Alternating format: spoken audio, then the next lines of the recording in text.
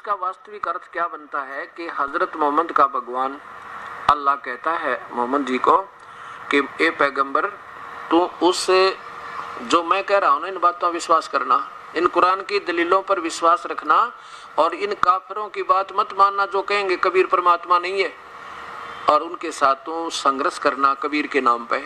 कबीर के लिए तू संघर्ष करना, लड़ाई नहीं करना। संघर्ष क्या होता है कि एक कहता है कि मैं तो नहीं मानता कबीर परमात्मा है, लेकिन आपने भी नहीं मानना उनकी, क्योंकि आप इसको आधार मानकर ये मत मानना कि वो ठीक करे। इसका ये अर्थ बनता है। और ये वही है वो कबीर परमात्मा जिसने 6 दिन में सृष्टि रची, 7वें दिन तख्त पर जा विराजा। अब ये प्रमाण इसके साथ इसमें आएगा आपको। ये वही कुरान शरीफ और ये सूरत फुरकानी 25, ये हिंदी देखना। तो ए पैगंबर तुम काफिरों का कहा न मानना, और इस कुरान शरीफ की कुरान की दलीलों से उस कबीर के लिए संघर्ष करना, बस बड़ा जोर नहीं, संघर्ष करना। जिहादन कबीरन, ये देखो इधर, जिहादन कबीरन, उस कबीर के लिए जिहाद करना, संघर्ष करना। जिहाद माने संघर्ष। आगे देखो अब 53 में क्या कहा है कि ये वो परमात्मा है जिसने 6 दिन में सृष्टि रची, 7वें दिन तख्त पर जा विराजा। अब यहाँ देखो 53 में, पहले संस्कृत ये उर्दू देखो, ये इनकी लिपि, ये देखो इधर, इसमें क्या लिखा है 58, अब 59 तक दिखाएंगे आपको। यहाँ 58 में इवादही खबीरा, यो मिसप्रिंट हो गया, यो कबीरा है। इवादही कबीरा, इबादत माने पूजा, इबादही माने पूजा के योग्य वो परमात्मा कबीर है, जिसका नाम कबीर कहो, कबीरा कहो, युग कबीरा। और यहाँ फिर बिही कबीरन, उस वो परमात्मा कबीर है। यो कबीरन लिख दिया, ये भी गलती से लिख गया, वो कबीरन है, ये मिसप्रिंट हुआ इनसे। तो अब ये 3 नाम इकट्ठे 4 बार लिखे इस आयत में, कबीर नाम। अब क्या 53 में लिखा है कि ये वो परमात्मा है और ये वही है, ये कबीर वही है जिसने 2 दरियाओं को मिला चलाया, एक पानी मीठा प्यास बुझाने वाला और खारी कड़वा दोनों को एक आड़ और मजबूत रोक बना दिया। ये परमात्मा वो है जिसने पृथ्वी के अंदर कहीं मीठा कहीं खारा पानी भर दिया, किसी बढ़िया कलाकारी कर रखी है। और वही है जिसने पानी की बूंद से आदमी को पैदा किया, फिर उसे साहिब नसब यानी बेटा बेटी ससुराल वाला यानी दामाद वो बनाया। और तुम्हारा परदिगार हर चीज को करने में शक्तिमान है, यानी सर्वशक्तिमान है वो भगवान। गीता बोल या कुरान शरीफ बोलने वाला कोई और है, सुनाने वाला को कह रहा है कि वो परमात्मा 3 नंबर का वो कबीर है, कोई और है। वो सब का वो सर्वशक्तिमान है, सब कुछ करने होता है। और अल्लाह के सिवा ऐसों को पूजते हैं जो और न उनको नफा पहुंचा सकते न नुकसान, अर्थात ये देवता देवता पूजे है ना, पितर पुत्र सरासरुद, ये ना तो इनको फायदा दे सकते और ना इनको लाभ, ना ब्रह्मा विष्णु महेश और ब्रह्म पर ब्रह्म तक कोई भी लाभ हानि नहीं कर सकते, वो तो परमात्मा कोई और है अल्लाह के सिवा। फिर वो और काफिर तो अपने परवरदिगार से पीठ दिए हुए हैं, मुंह मोड़ रहे हैं, अर्थात उसकी भक्ति नहीं करते और पूजा करते हैं। ए पैगंबर हमने तुमको खुशखबरी सुनाने और अजाब से डराने के लिए भेजा है। ये भेजने वाला तो कोई और अल्लाह है और 3 नंबर के और अल्लाह की तरफ ये संकेत कर रहा है।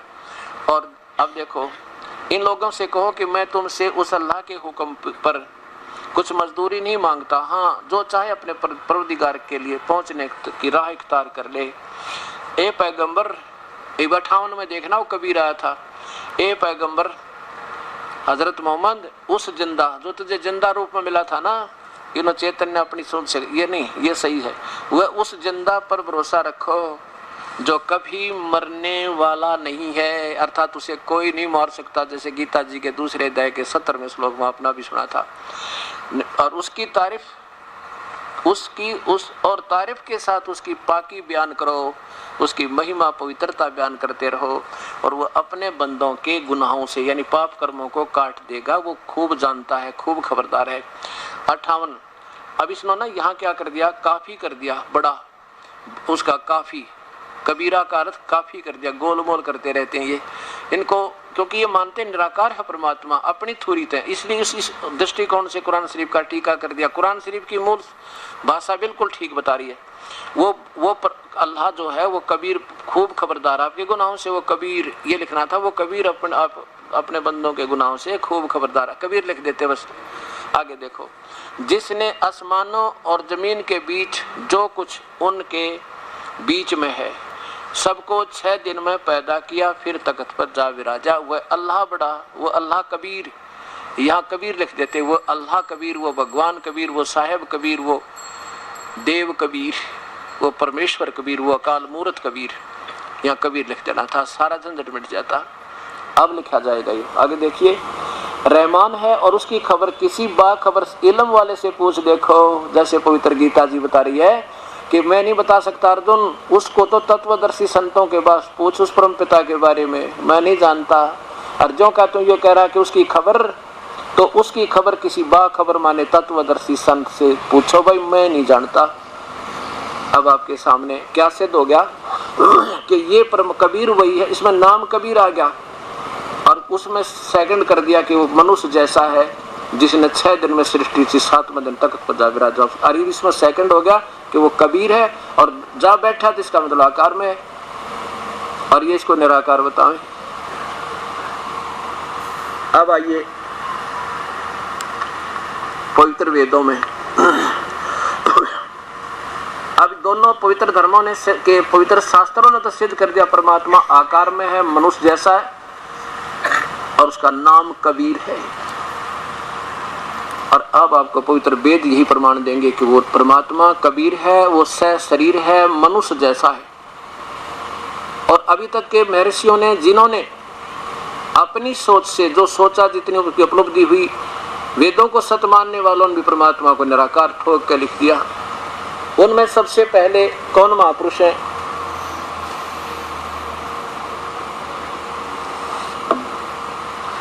इसमें थोड़ा सा और प्रकरण दिखाता हूं कि ये कुरान शरीफ जो है, हजरत मोहम्मद को एक जब्राइल नाम के देवते ने जबरदस्ती उसको डरा धमका कर, भयभीत करके, और जब अपना काल तक का ज्ञान बढ़वा दिया। ये भी देखो, वो दूसरा नाम अंदर से देखिएगा, ये जीवनी है हजरत मोहम्मद। अब इससे पता लगेगा कि हम कहाँ खड़े हैं, हमारा भगवान कौन है। आज ना तो हिंदू को मालूम वास्तव में हमारे प्रभु कौन है, ना मुसलमान को, ना ईसाई को, और ना सिख को। अब ये शास्त्र, ये हमारे शास्त्रों को अपनों को प्रथम लेकर फिर चलना होगा। किसी भी भगवान का ज्ञान आज तक किसी ने हुआ है तो कोई शास्त्र से हुआ है, या वो परमेश्वर ने स्वयं आकर बताया, बस तीसरा कोई नहीं बता सकता। ये देखिएगा, आफ्ताबे आलम सादिक हुसन सरंदवी, नीचे देखिए ये कहां से प्रकाशित है। हजरत मोहम्मद सल्लल्लाहु की जिंदगी के हालात, यहाँ देखिए, हाँ वही है, एजेंट, सेल एजेंट है, जसीम बुक डिपो, उर्दू बाजार, जामा मस्जिद, दिल्ली। इसके 28 नंबर पृष्ठ पे अरब का चमकता सूरज, नीचे देखियो। अब मैं थोड़ा मौखिक बताऊं आपको, फिर ये जल्दी समझ में आओगी। क्या बताया इसमें कि वैसे तो हजरत मोहम्मद की थोड़ी सी जीवनी सुना दूं, इनके शास्त्र आधार। ये इनके पिताजी का नाम श्री अब्दुल्ला था। अब्दुल्ला जी की मृत्यु उस समय हो गई थी जब ये माँ के पेट में थे, गर्भ में थे हजरत मोहम्मद जी। और जब 6 वर्ष के हुए तो माँ भी मर गई। कति इतनी बुरी जिंदगी इस महापुरुष की, अगर देख लेता आदमी की आंखें में आंसू नहीं छूट खत्म हो। फिर इनका ब्याह हुआ किसी विधवा से, एक खजीदा नाम की औरत थी, वो अच्छे घर की लड़की थी और उसका पति गुजर गया था। फिर ये 25 वर्ष का था, वो 40 वर्ष की थी। फिर इनका ब्याह हुआ, विवाह में फिर होने के बाद इनके 7 संतान हुई, 4 लड़की 3 लड़के। और इनके सामने तीनों लड़कों की मृत्यु होगी। इनके जीवित जीते जीते तीनों लड़कों की मृत्यु होगी। अब एक विचार करना, जिस महापुरुष के दिए हुए आदेशों पर आज पूरा मुसलमान इस्लाम धर्म आश्रित है, और वो स्वयं दुखी रहे बेचारे, जिस बाप के आगे तीनों बेटे मर जाएं, उसका दुखी इस परिवार इस धरती पर आदमी नहीं हो सकता, चाहे कोई कितनी बात बनावे। ऐसे ही जैसे हम भगवान श्री राम और कृष्ण के ऊपर आश्रित रहा करते थे, अब श्री राम का जीवन देख लो, जैसे बुरा जीवन शायद किसी इंसान का हो। जब ब्याह हुआ, ब्याह होते वनवास हुआ, वनवास में सीतारण, और फिर 12 वर्ष युद्ध किया रावण के साथ, फिर सीता वापस लाए, करोड़ों आदमी मर गए उसमें। वापस लाते घर से निष्कासन कर दी, और आजीवन पुत्र कहाँ, पत्नी कहाँ, और वो भगवान कहाँ। इससे बड़ा कहर किसी इंसान पर नहीं टूट सकता जो राम पर टूटा, क्योंकि ये काल के पैगंबर थे, इस निराकार के भेजे हुए थे, और ये कर्म दंड इनके कट नहीं सकते थे, कितनी बात बना ले। और श्री कृष्ण ने देख लो, कैद में जन्म हुआ, मामा दुश्मन हो गया, और फिर ना जाने के जुल्म हुआ, फिर किन किन गेला लड़ाई हुई, और अंत में तीर मार कर उनकी मृत्यु हुई, हत्या हुई, और पूरा उनके सामने उसके बेटे भी पोते भी सारे आपस में लड़कर मर गए। पूरा कुल विनाश भगवान श्री कृष्ण का सामना हो गया, कोई बचाव नहीं हुआ। ये ब्रह्म तक काल तक के भगवान है, इन्हीं के अवतार बनकर हैं। ऐसे हजरत मोहम्मद भगवान शिव के गण थे, शिव के लोक से आए थे, और पिछली हंस आत्मा थी, पिछले ऋषि रहे थे किसी जन्म में, और वो अपनी पुण्य कमाई खाली जिसी थी, पुण्य भी भोगे और पाप भी भोगे। और जब ये हजरत मोहम्मद इतने दुखी रहे, तो उनके अनुसार बताएगी साधना में बता कैसे सुख हो सके, ये हमने फिर विचार करना होगा। आप देखिएगा इसमें क्या बताया है कि हजरत मोहम्मद अपनी पत्नी के ये क्या करते थे, क्योंकि पिछले जन्म के ऋषि थे। पहले हमारे पूर्वज अलग नहीं थे, आज 3000 वर्ष पहले, 3500 वर्ष पहले ना कोई हिंदू था, ना मुसलमान, ना सिख, ना ईसाई, हम सब एक, हमारे पूर्वज एक थे। और सब पहले ऋषि थे जो शास्त्र अनुकूल साधना किया करते, चाहे कोई मजदूर था, चाहे कोई बंगी था, कोई भी था, सब भक्ति किया करते प्रभु को आश्रय में लेकर, सत भक्ति वेदों अनुसार, जैसा उनको जैसे संत ऋषि मिले थे वो वेदों अनुसार साधना सही बताया करते। और द्वापर तक कोई ये पंथ नहीं बना था, ना कोई मजहब बना था, क्योंकि वो सब संत वेदों को पढ़ के एक जैसी व्याख्या करा करते। अब मनमुखी व्याख्या, मनमुखी साधना, मनमुखी थ्योरी अब कलयुग में बनवा दी इस काल ने, इसलिए मजहब पर मजहब बन गए, ये पंथा व पंथ बन गए। भगवान एक, उसका पंथ एक का होगा, दो हो नहीं सकते। तो ऐसे क्या कर, ये पिछली संस्कारी अंश था मोहम्मद जी, और भक्ति की कसक थी, एक गुफा में बैठकर अपने आप मनमुखी साधना करते हैं, जैसे हम भी कराया करते हैं। हनुमान पुजारी था दास, पहले गीता जी का रोज पाठ किया करता था, हनुमान का मंगलवार का व्रत किया करता था, श्री राम कृष्ण के गुण गाया करता, श्याम जी की पूजा करते थे, क्योंकि यह पिछले जन्म की कसक थी, वह डट नहीं रही थी और प्यास बुझ नहीं रही थी, रास्ता ठीक नहीं मिल रहा था। तो ऐसे ये जाकर एक गुफा में साधना कर रहे थे, काफी देर बैठे रखते, 2-3 दिन भी बैठे रहते उसमें। एक दिन कहते हैं जबराइल नाम का एक देवता आया, ये बताते हैं कि मेरी आके उसने दबोच लिया, ने पकड़ दिया कसी की तरह, इतना दबोच दिया कि मरने को हो गया, मैं घबरा गया, फिर छोड़ दिया, कहने लगा पढ़ो। तो हजरत मोहम्मद जी कहते हैं मैं पढ़ना नहीं जानता, कैसे पढ़ूं। फिर दबोच दिया कसूती तरह, फिर छोड़ दिया, फिर मैं घबरा गया, कहता पढ़ो। फिर ये उतर दिया कि मैं तन पढ़ूं, मैं पढ़ नहीं सकता। तो वो फिर फरिश्ता चला गया, बाहर निकला गुफा से, कहते सारा कांप रहा, घर न आ गया, अपनी पत्नी से कहा मुझे कम्बल उड़ा दो, कम्बल उड़ा दो, कम्बल उड़ के लेट गया। काफी देर के बाद उसकी पत्नी भी घबराएगी, क्या बात होगी, फिर उठा, कहने लगे आज तो मेरे साथ ऐसे ऐसे बनी, अब क्या करूं मैं। कुछ दिनों के बाद किसी एक वृद्ध से मिले, उसने बताया कि ये तो ऊपर से अपने जैसे ईसा जी के पास भी ऐसे आया करते थे, इसराइल के पास भी ऐसे फरिश्ते आया करते, ये काल के भेजे हुए, इस निराकार के, इस ब्रह्म के, ज्योति निरंजन के भेजे हुए, वो गलत ज्ञान प्रचार करने के लिए अपने तक के ज्ञान को, वो ज्ञान तो बताता पूर्ण परमात्मा का, क्योंकि और परमात्मा और भक्ति देते था अपने लेवल की, महिमा बेशक उस परमेश्वर की गाते रहे, और भक्ति देता अपने लेवल की, इसलिए इसके जाल तो बाहर निकले को नहीं। अब तो ये फिर जबरदस्ती इसको ये कुरान की उतरने लगी, कभी तो कोई इसका महाप्रवेश करके जैसे भूत बढ़कर काल फरिश्ता अंदर बढ़कर बोला, जैसे आजकल ये ब्रह्मा कुमारी पंथ चल रहा है, ये इसमें दो बहनों में 2 भूत पड़े आके, और वो फिर व्याख्या करते हैं, काफी देर तक उनका वो बेहोश हो जाती है। अब ये कुरान जैसे मुसलमान धर्म बना था, ऐसे ये बेसलेस आधार पे ये ब्रह्मा कुमारी पंथ तैयार होने लग रहा है। अब दिखाता हूँ आपको, ये वही है आफताबे आलम, और ये जीवनी हजरत मोहम्मद जिंदगी के हालात। प्रश्न नंबर 28 पे नीचे देखो, आपने हजरत मोहम्मद की तरफ संकेत है, आपने खजूर की चटाई पर लेटकर फरमाया मुझे कंबल उड़ा दो, मुझे कंबल उड़ा दो। हजरत खदीजा इनकी धर्म पत्नी तुरंत कंबल उड़ा दिया और उनके करीब बैठ गई और चिंता में डूब गई। लेकिन हजूर सल्लल्लाहु कंबल ओढ़े खामोश लेटे थे और आपसे हर बात मालूम करने की हिम्मत नहीं थी। थोड़ी देर बाद आपने कंबल उतारा और बैठे। हजरत खदीजा की जान में जान आई। उन्होंने पूछा कि अब आपकी तबीयत कैसी है? हजरत मोहम्मद ने फरमाया अच्छी है। फिर कहा खदीजा आज एक अजीब बात हुई। खदीजा ने हजूर के चेहरे को गौर से देखा और पूछा मेरे सरताज क्या वाकया हुआ है?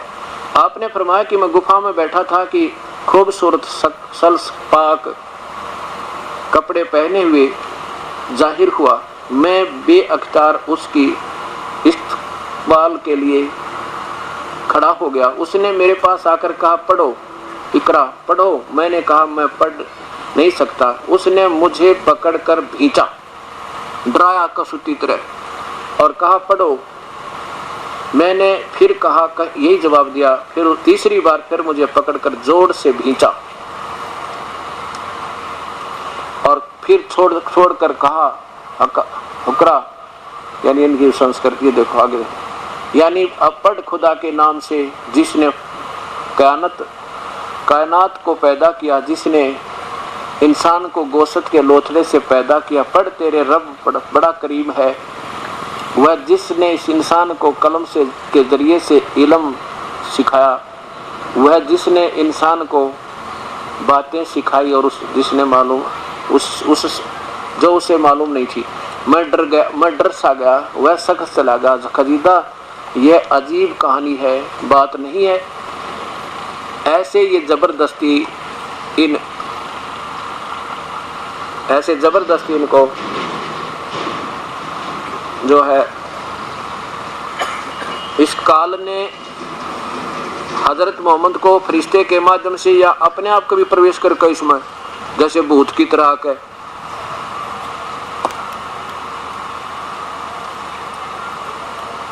इसमें सारा प्रमाण दिया है कि कैसे आयत उतरी। ये भी देखो हम भक्ति जब करेंगे, जब हमारा फैसला हो लेगा वो कौन सी करे।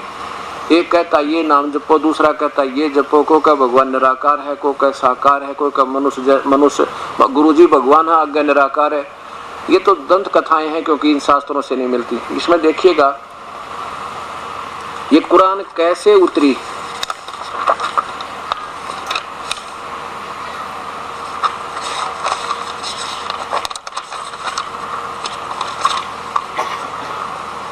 ये कैसे बनी कुरान, ये देखो यहाँ लिखे 6 नंबर पृष्ठ पे मुकदमा। कुरान मजीद के उतरने और संग्रह संकलन से के हालात देखिएगा। कुरान मजीद एक पवित्र किताब है, वह अंतिम नबी हजरत मोहम्मद सल्लल्लाहु पर उतारी गई। अब यहाँ देखो, नीचे देखो,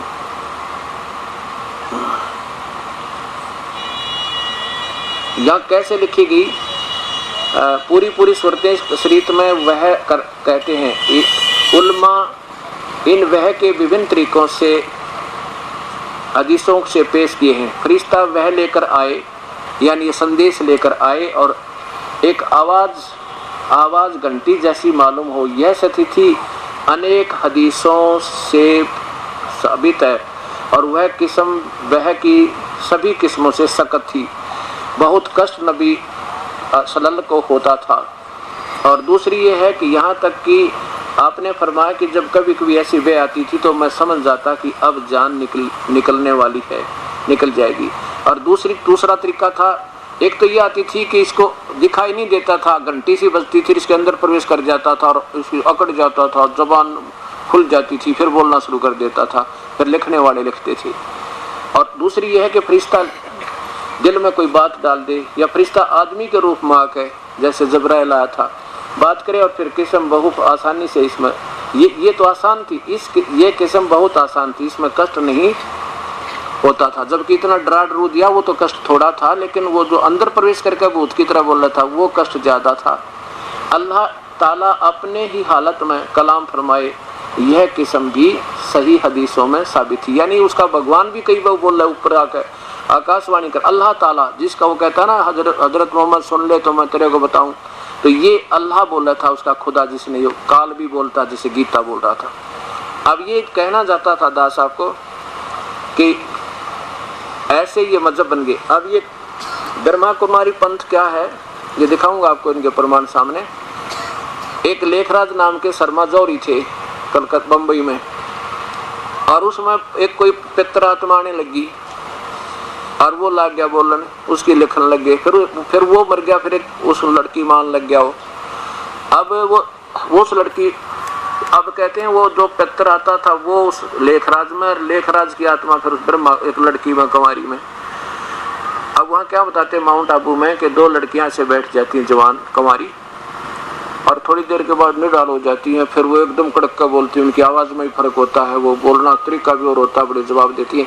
तो वो प्रेत आत्मा है, कोई पीछे गलत साधना करके वो साधक और भी पितर बने हुए हैं, और वो इनमें प्रवेश करके, और वो जहां तक उन्होंने अपनी कोई साधना की थी अपने जीवन की पहले, वो भूत प्रेत, तो वही जहां तक कि उसका अनुभव जैसे समाधि समाधि लगा कर कोई चीज देखा करते, वो उसी को आप बता रहे हैं।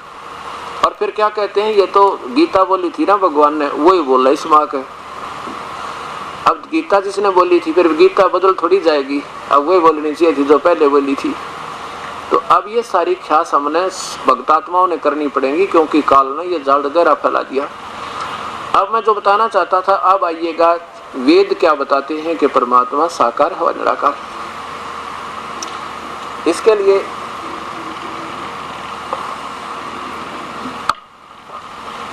हमने सबसे पहले वेदों को लेना होगा, और वेदों का आजकल जो सबसे ज्यादा वेदों के बारे में जानकार महापुरुष महर्षि दयानंद सरस्वती जी के बारे में जाना जाता है कि इन्होंने वेदों को जैसा जाना और समझा शायद आज तक किसी ने नहीं समझा। हम इन्हीं के आधार पर चलेंगे, क्योंकि हमें तो अनजान है, ज्ञान नहीं। इन महापुरुषों के ही लिखे हुए लेखों को फिर शास्त्रों से मिलाएंगे, जहाँ तक उनके लेख ठीक हैं शास्त्रों से मिलते तो वेल एंड गुड, बहुत अच्छा, धन है। और शास्त्रों से नहीं मिलेंगे तो फिर हम उसको फिर सोचेंगे कि ये क्यों नहीं मिले, तो इसको फिर आगे उसका वो कहाँ से कैसे मिलेंगे। तो उनको फिर कबीर साहिब की वाणी से, उन महापुरुषों ने जिन्होंने आंखों देखा परमात्मा को, उनसे और वेदों का सही मेल होता है। तो फिर हमने ये सोचना पड़ेगा कि ये वो सही है जो वेदों से मिल रहा है, और जो वेदों से नहीं मिल रहा है तो फिर वो पूरा नहीं है। अब देखिएगा सत्यार प्रकाश मेरे सीधा। अब ये क्या चीज है, सत्यार प्रकाश क्या है? ये जैसे उपनिषद होते हैं, उपनिषद, ये उपनिषद क्या होते हैं? जिस महापुरुष ने, जिस ऋषि ने अपनी साधना भगवान को जैसा सोचकर, जिस मंत्र से जैसी साधना की, और उसने अंत समय में जैसा भी उसकी उपलब्धि हुई, अपने सारे जीवन की जो उसके अनुभव था एक अलग से बुक बना दी, उसको उपनिषद कहने लगे। तो ये जो शास्त्र सत्यार प्रकाश है, ये आर्य समाज के विचारों वाले व्यक्तियों के लिए उपनिषद बन गया। अब जैसे जिन ऋषियों ने उपनिषद बना दिए तो उनके अनुयायी उपनिषद पढ़ते रहे, वेदों को नहीं देखा। क्यों नहीं देखा? उन्होंने ये सोचा कि हम इतना नहीं समझ सकते जैसे हमारे वो ऋषि समझ गए, इसलिए वेदों को जो छोड़ दिया और इस पे आधारित हो गए, जो उन्होंने अपनी सोच के शास्त्र बना दिए। तो ये बिल्कुल होना भी स्वाभाविक है और इतना विश्वास भी होना चाहिए। अब ये कोई समय दिया मालिक ने आप चेतनाधीश दास को कि एक बार फिर देखो इनको, ये कहाँ तक बताते हैं और वेद कहाँ तक बताते हैं। तो अब फिर देखेंगे, वेद को किसी की पर्सनल प्रॉपर्टी थोड़ी है, ये तो निजी संपत्ति नहीं किसी की। शास्त्र तो कभी भी उस पर जो ना इन्वेशन हो सकती है, कभी खोज कर सकते हैं। आज फिर हो रही है, अब देखिएगा।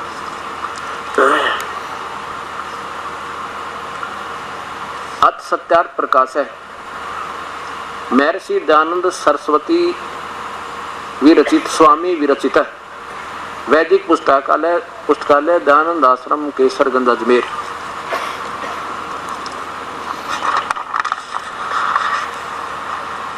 सत्यार्थ प्रकाश है, नीचे देखो महर्षि दयानंद सरस्वती वैदिक पुस्तकालय दयानंद आश्रम केसरगंज अजमेर। अब इसमें प्रथम समोल्लास में ही क्या लिखा है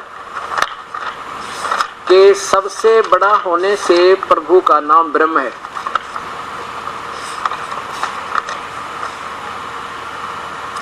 ये देखिएगा महर्षि दयानंद सरस्वती, और ये है सत्यार्थ प्रकाश है, प्रथम समोल्लास है ये। यहाँ देखो ओम, इस ओंकार शब्द से ये परमेश्वर, वह परमेश्वर का सर्वोत्तम नाम है, क्योंकि इसमें ए, उ और मैं 3 अक्षर हैं, इनसे मिलाकर ओम बनता है। समुदाय इस एक से परमेश्वर के बहुत नाम आते हैं, जैसे आकार से अग्नि, विराट अग्नि। विराट भी परमेश्वर का नाम है और अग्नि भी उसी का नाम है। अग्नि शब्द याद रखना, क्योंकि वेदों में आपको अग्नि काम आओगा। विश्व आदि, उकार, हरणाक्ष, गर्भ आदि। नीचे देखो, अच्छा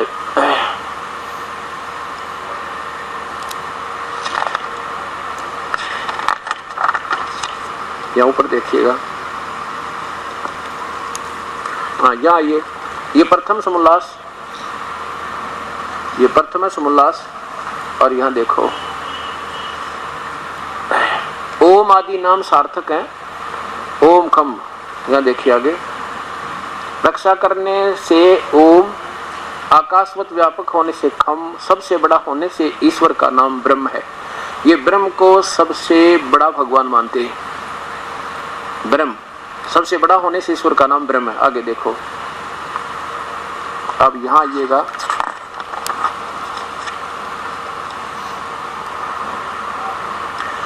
और स्व प्रकाश होने से, स्व प्रकाश का अर्थ क्या होता है? परमात्मा के शरीर से स्वयं प्रकाश निकल रहा है। स्व प्रकाश होने से अग्नि, इसलिए अग्नि नाम भी परमेश्वर का। स्व प्रकाश होने से अग्नि, विज्ञान स्वरूप होने से मनु, और सबका पालन करने से प्रजापति, परमेश्वर वाला होने से इंद्र, सबका जीवन मूल होने से प्राण, निरंतर व्यापक होने से परमेश्वर का नाम ब्रह्म है। आगे देखो, आगे भी लिखा है कि सृष्टि की रचना करने, सब जग के रचने के कारण ब्रह्मा, सर्वव्यापक होने से विष्णु, दुष्टों को दंड देने से रुद्र, मंगलमय और सबका कल्याण में करता होने से शिव।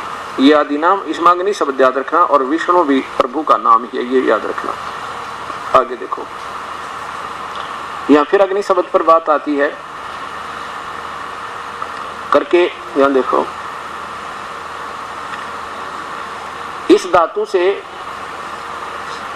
अग, अणि, गतर्थक धातु है, इनसे अग्नि शब्द सिद्ध होता है। और आगे देखो, जो ज्ञान स्वरूप सर्वज जानने प्राप्त होने, जब वो निराकार है तो प्राप्त कैसे होंगे?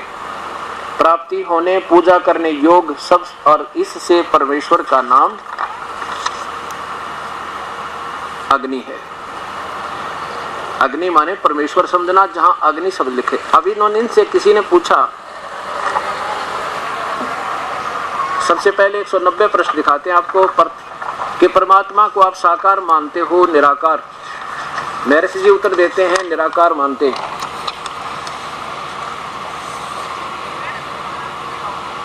ये सप्तम समोल्लास 190 पृष्ठ, नीचे देखिए, ईश्वर साकार है व निराकार? उत्तर निराकार, महर्षि जी का। और फिर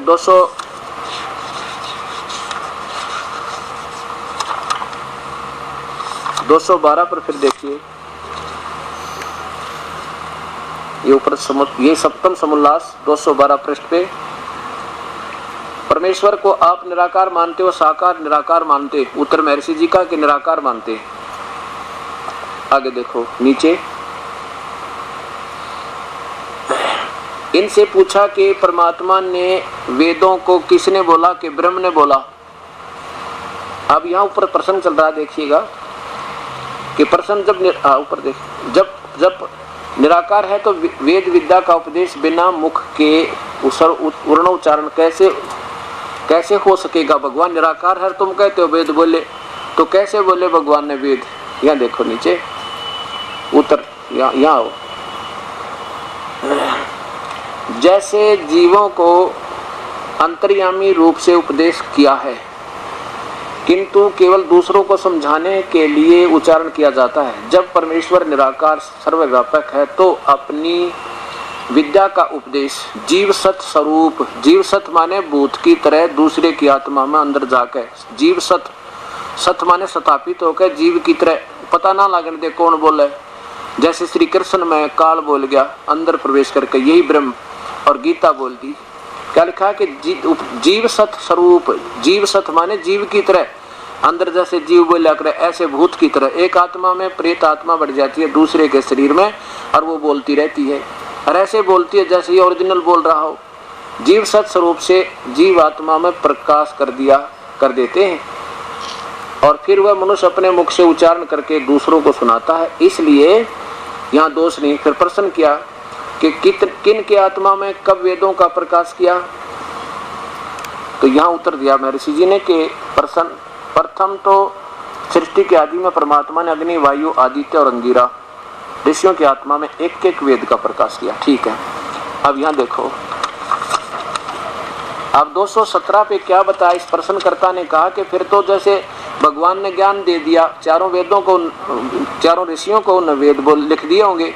ने बोला नहीं, प्रश्न देखो, ईश्वर ने उन थोड़ा पीछे कर दे, करते शब्द करते। प्रश्न, ईश्वर ने उन ऋषियों को ज्ञान दे दिया होगा और उस ज्ञान से उन लोगों ने वेद बना लिए होंगे। प्रश्नकर्ता कहता, महर्षि जी कहते नहीं, उन्होंने नहीं बनाई, वो तो भगवान बोला उनके अंदर। वो भूत की तरह प्रेतवत काल बढ़कर प्रवेश करके ब्रह्म, ज्योत, निरंजन और चारों ऋषियों में एक एक वेद बोल दिया। उत्तर क्या है, ज्ञान गे के बिना नहीं होता। अच्छा आगे देखो, इन ज्ञान पूर्वक इन छंदों का निर्माण करना बिना सर्वज्ञ के किसी की समर्थता नहीं है, यानी ऋषि नहीं बोल सकते, ये तो समर्थ ही बोल सके और इस प्रकार सर्व ज्ञान युक्त शास्त्र को बना सके। यानी ना कोई ऋषि में ताकत, वो ना बोला अंदर बढ़ के, ये कुछ नहीं बना सकते, वो तो आप ही बोले।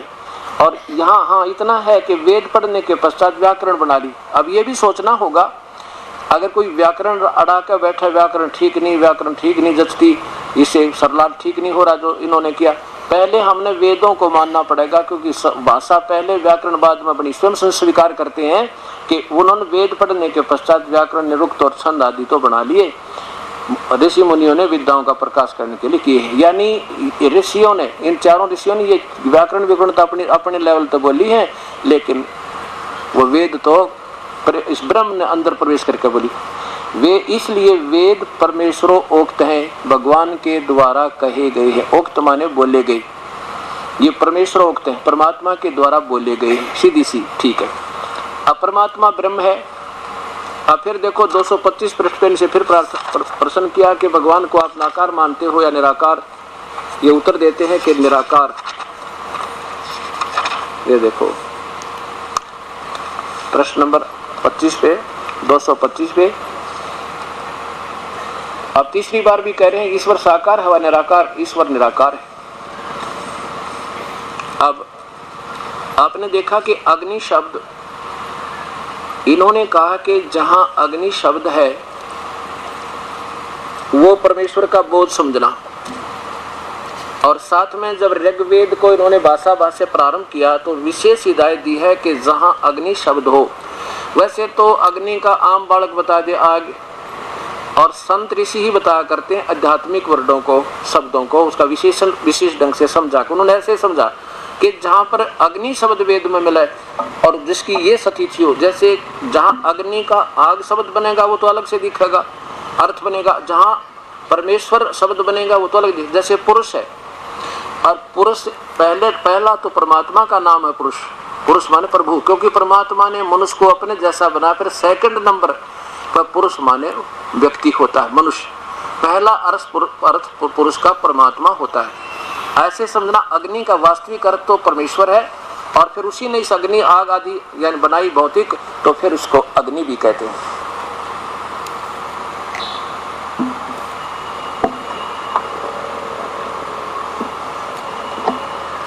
अब देखिए ऋग्वेद मंडल प्रथम महर्षि दानंद जी के कर्कमों द्वारा ही इसका भाषा प्रारंभ इन्होंने क्या, उसमें ये स्पेशल हिदायत दी है कि ये महर्षि दानंद सरस्वती कि अग्नि शब्द को परमेश्वर समझना जहाँ अग्नि मिले। और वैसे अग्नि माने आग तो वो स्वाभाविक सरलार्थी बता देगा, इसका आग बनता है, वहाँ तो आग भी लिखना पड़ेगा, अग्नि भी लिखना पड़ेगा, या उसका कोई और भी। और ये कहाँ से प्रकाशित है? प्रकाशक है सार्वदेशी कार्य प्रतिनिधि सभा 3/5 महर्षि दयानंद भवन रामलीला मैदान नई दिल्ली इतने। और इसमें बिल्कुल प्रारंभ में महर्षि जी कहते हैं कि जब सरलार्थ प्रारंभ के अग्नि शब्द से प्रारंभ होता है। ये ऋग्वेद अथ ऋग्वेद भाषा भाष्य अग्नि, ये अग्नि ईमेल अग्नि शब्द से प्रारंभ होता है। इसके लिए व्याख्या दी इन्होंने, ये प्रथम मंडल प्रथम ही सूक्त और प्रथम ही मंत्र है इसका। इसमें क्या लिखा है, स्पेशल हिदायत दी है कि यहाँ अग्नि शब्द के दो अर्थ करने में प्राण है, प्रमाण है कि इस ऋग्वेद के मंत्र से जानना जाता है कि सद्ब्रह्म एक सद्ब्रह्म, ब्रह्म माने तो ये भगवान माने, और सद्ब्रह्म माने सच्चा भगवान। एक झूठा हो गया एक सच्चा हो गया, दो हो गए। आप अपने आप देखो, सद्ब्रह्म का अर्थ होता है जैसे हम सत्साहिब कहते हैं, अविनाशी परमेश्वर, सच्चा भगवान अविनाशी परमेश्वर, हर एक ब्रह्म। अब ये हर एक पॉइंट पर सोचकर तब चलेंगे, तब हमें ये सारा जटिल समस्या समझ में आएगी। ये कोई बड़ी बात नहीं है। अगर सब शिक्षक ठीक हो ना स्टूडेंट, तो वही दिमाग आज बल्कि ज्यादा पहले से अपने में और तुरंत पकड़ जाएंगे। अब इनसे किसी ने पूछा कि तुम परमात्मा, आगे बताएंगे, एक सद्ब्रह्म यानी सच्चे, एक तो ब्रह्म हो गया और एक सद्ब्रह्म, सद्ब्रह्म दूसरा हो गया, ब्रह्म कोई और है। एक सतब्रह्म सच्चा ब्रह्म, एक झूठा ब्रह्म यानी नाशवान, ये अविनाशी ब्रह्म। एक सद्ब्रह्म के इंद्रादि अनेक नाम है तथा इस यजुर्वेद के मंत्र से अग्नि और आदि नाम से करके सच्चिदानंद घन का लक्षण वाले ब्रह्म को जानना चाहिए।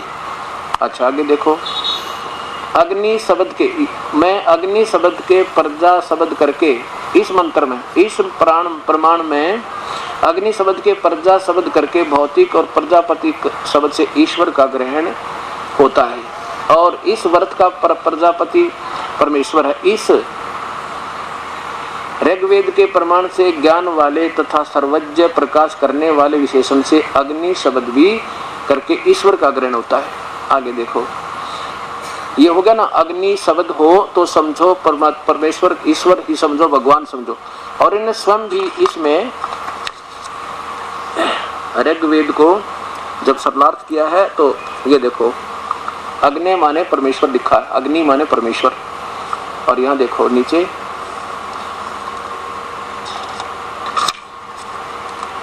ये 4 नंबर में अग्नि माने परमेश्वर। और इन्हीं की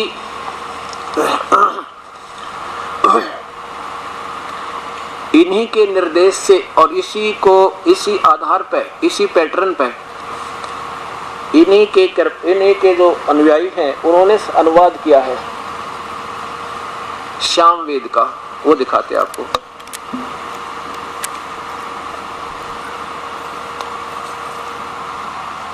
ये देखिएगा, सामवेद और यजुर्वेद। यजुर्वेद तो महर्षि दयानंद जी का अपने करकमलों द्वारा पूरा ही है और ऋग्वेद का इन्होंने आधा किया था, आधे ऋग्वेद का, फिर इनकी ये अपने चले गए शरीर छोड़कर। ये देखिए, ये कहाँ ये सामवेद और यजुर्वेद दोनों इकट्ठे जल्द किए इन्होंने। अब इसमें ये कहाँ से प्रकाशित है ये देखो पहले।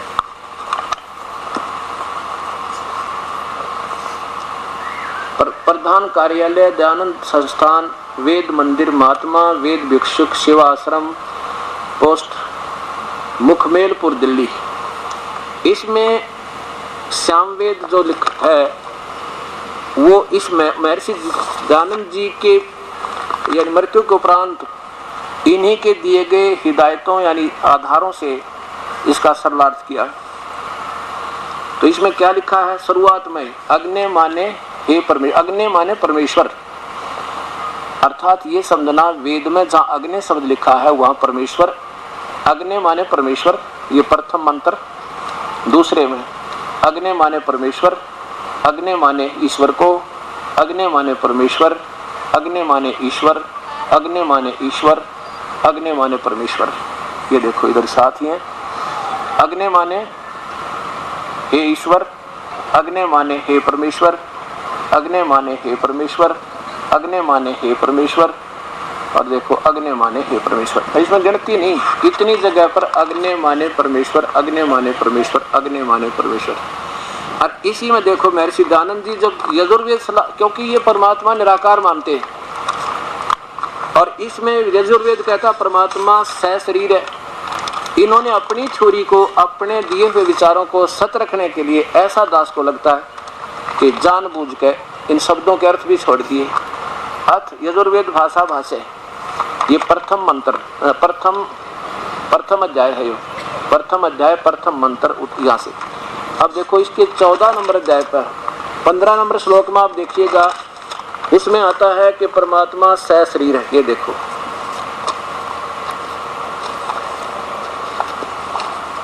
अग्नि तनुरसी, अग्नि माने परमेश्वर होना चाहिए था, अग्नि स्पष्ट है, और तनु माने शरीर, रसी माने है, परमात्मा सशरीर है। अच्छा इन्होंने क्या किया, इन 12 शब्दों का अर्थ ही रहा इनमें। आप देखिएगा ना तो अग्नि तनुरसी वाचो विसर्जने, ये इनका कोई अर्थ नहीं। जो गोलदार है ना सुसिम, और ये सह इदम, और यहाँ इसका 2 शब्द, ये 12 शब्दों का अर्थ अभी तक नहीं है। ये 124 वर्ष हो गए इस वेदों का सरलार्थ और छप्यों को। अब देख लो इसमें कहीं भी नहीं है मैं जन हितों जग हित अभी पदार्थों के संस्कार के लिए। अब देखो अग्नि, कहीं पर भी अग्नि शब्द ब्रैकेट में ये संस्कृत है, कहीं पर भी ब्रैकेट में संस्कृत अग्नि नहीं मिले। अग्नि देख लो और तो बाद में देखेंगे, अग्नि शब्द नहीं है कहीं पर भी। पीछे करके देखो एक ही बार पूरा, बस। अब अर्श्वम यहाँ देखिए, इधर यहाँ लिखते हैं अग्नि माने परमेश्वर 17 में, और इधर देखो 18 में अग्नि माने परमेश्वर। और फिर इसी के 5वें श्लोक में, 5वें अध्याय के प्रथम श्लोक में फिर आता है कि परमात्मा सशरीर है। ये देखो यहाँ ये शुरू हो गया। अथ 5वां अध्याय आरंभ है। इसमें 2 बार आ गया अग्नि तनुरसी, विष्णुवे तवा सोमस्य तनुरसी। विष्णु मानते भगवान मानते ही वहां लिखा था, और सोम माने भी जगदीश्वर, इन्हीं की कर कमलों से देखिएगा 35 नंबर श्लोक में ये सोम माने हे जगदीश्वर लिखते हैं।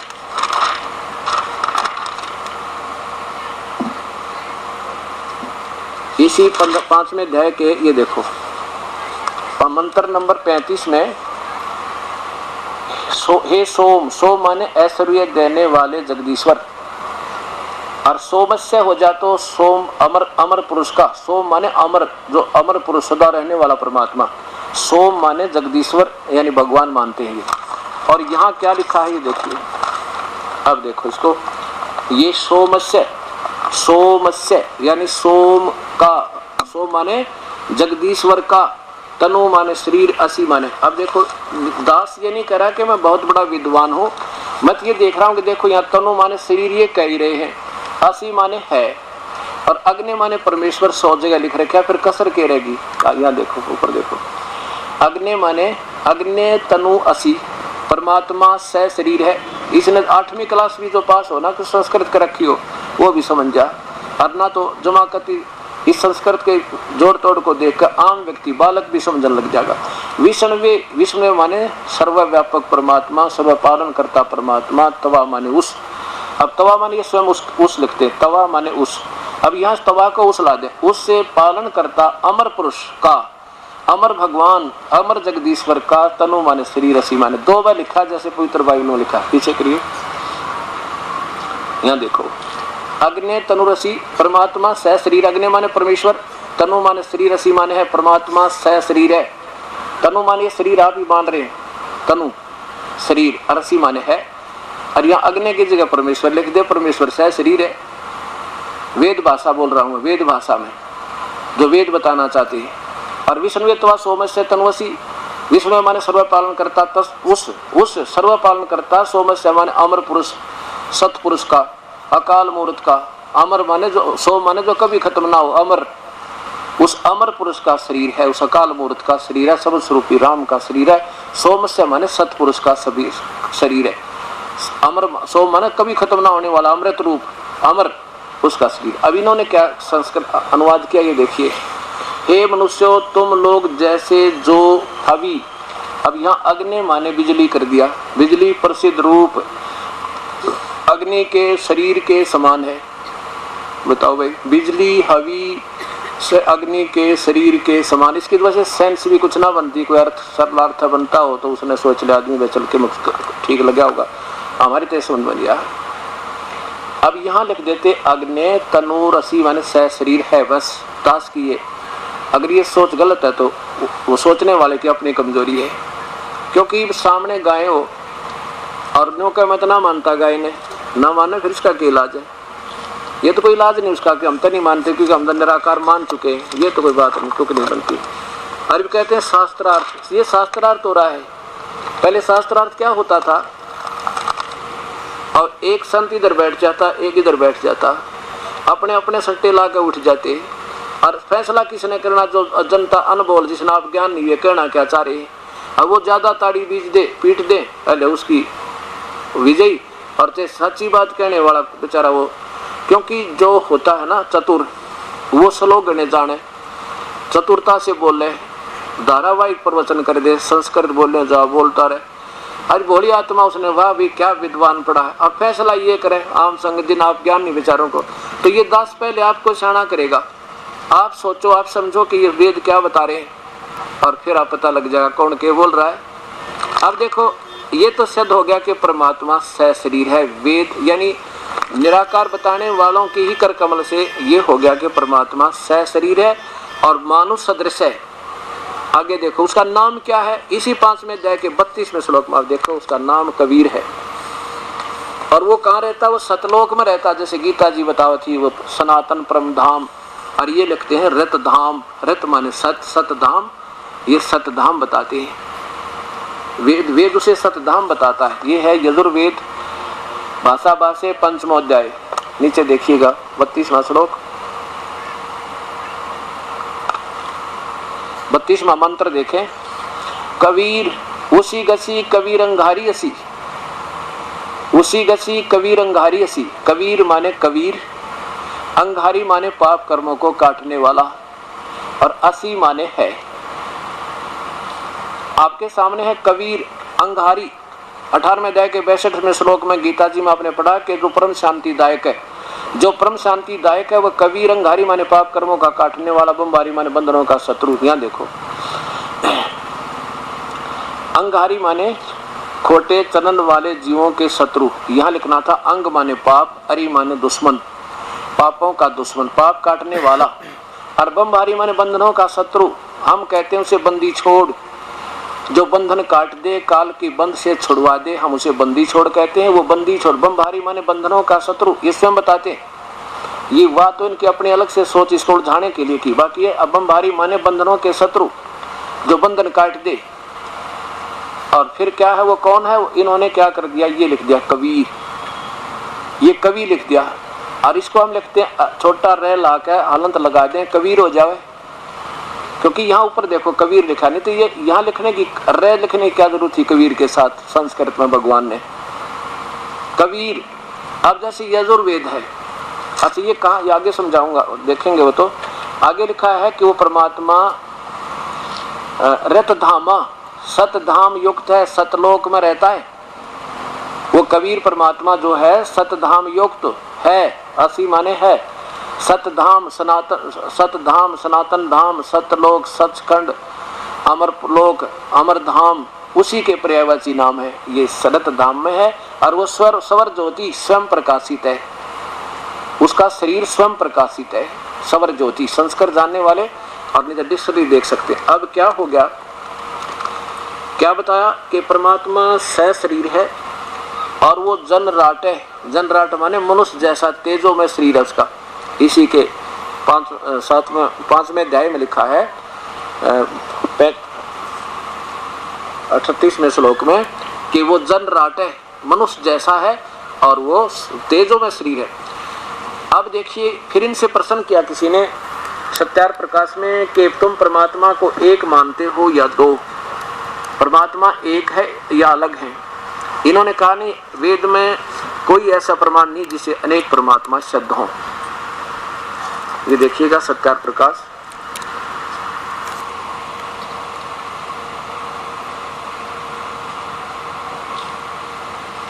अथ सत्यार्थ प्रकाश है, महर्षि दानंद सरस्वती स्वामी विरचित वैदिक पुस्तकालय दानंद आश्रम केसरगंज अजमेर। इसके प्रथम समोल्लास में इसके सप्तम समोल्लास में पूछा है कि परमात्मा एक है व अनेक। ये देखो ये सप्तम समोल्लास में किसी ने प्रश्न किया महर्षि जी से कि प्रश्न है कि वेद में ईश्वर अनेक हैं, इस बात को तुम मानते हो व नहीं? उत्तर नहीं मानते, क्योंकि चारों वेदों में कहीं यह नहीं लिखा जिससे अनेक ईश्वर सिद्ध हों। ये ध्यान रखना, अभी इसके इन्हीं की करकमलों द्वारा दिखाऊंगा। किंतु यह तो लिखा है कि ईश्वर एक है। अब देखो ये क्या बताते हैं, प्रथम समोल्लास में ही भगवान की व्याख्या करते आ रहे हैं। परमात्मा किसे कहते हैं? अब देखो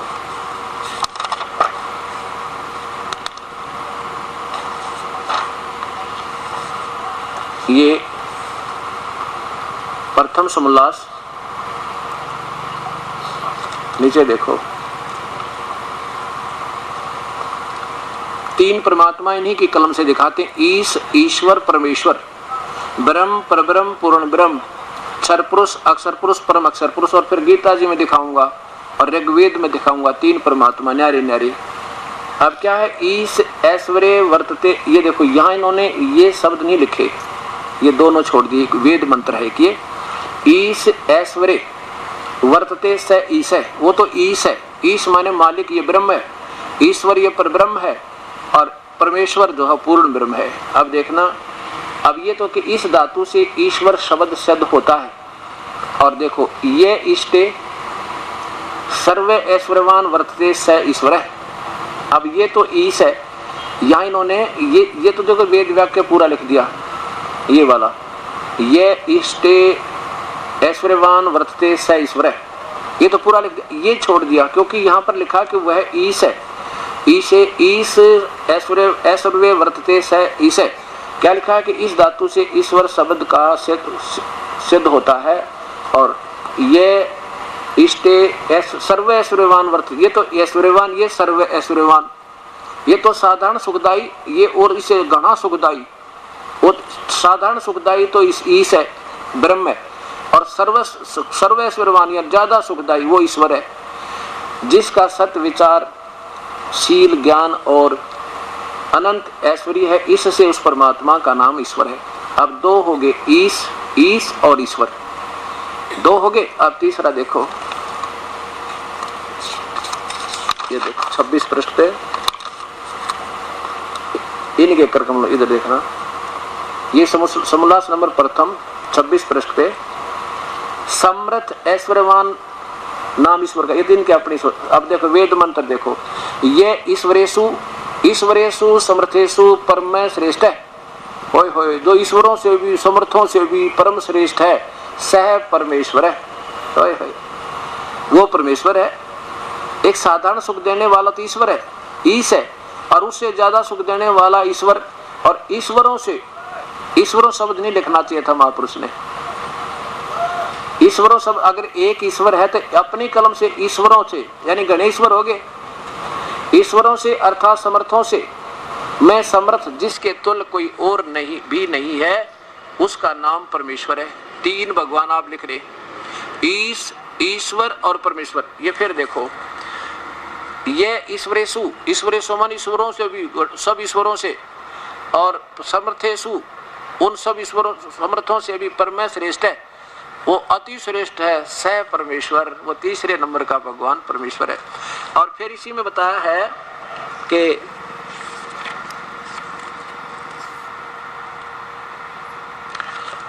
उसका नाम क्या है वास्तव में, वो कबीर ईश्वर है। देखो ये देखो, सब वही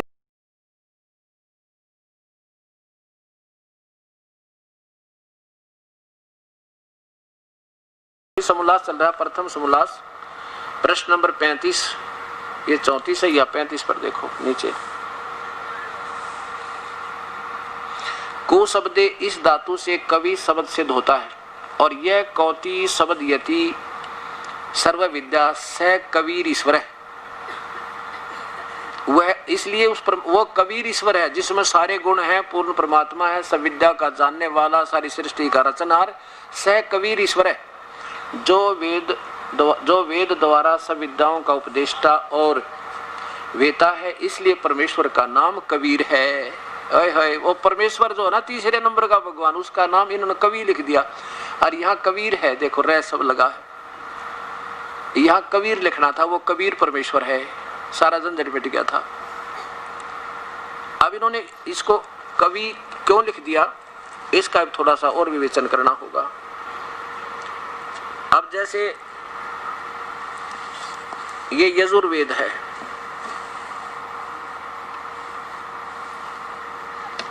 ये यजुर्वेद है,